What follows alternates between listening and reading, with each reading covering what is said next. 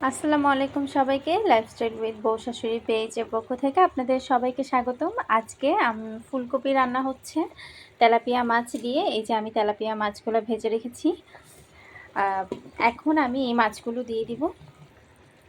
আমি মাছগুলো দিয়ে দিলাম এবং আমার তরকারিতেও বলক চলে এসেছে। এই পর্যায়ে আমি দুটো কাঁচামরিচ চিড়ে দিয়ে দিচ্ছি আর অল্প কিছু ধনিয়া পাতা দিয়ে আমি নামিয়ে নিব এখন। সো সবাই আমাদের ভিডিওগুলো সবার কেমন লাগে আপনারা কমেন্ট করে জানাতে পারেন। আপনারা আমাদেরকে বেশি বেশি করে লাইক, কমেন্ট ও শেয়ার দিয়ে আমাদের পাশে থাকবেন, আমাদের সাথে থাকবেন। সো আল্লাহ হাফেজ, আসসালামু আলাইকুম সবাইকে, ভালো থাকবেন সবাই। Here is my final look.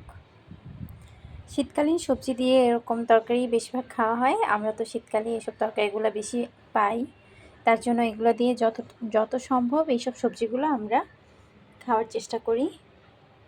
So আপনাদের কাছে কেমন লাগলো আমাদেরকে জানাবেন।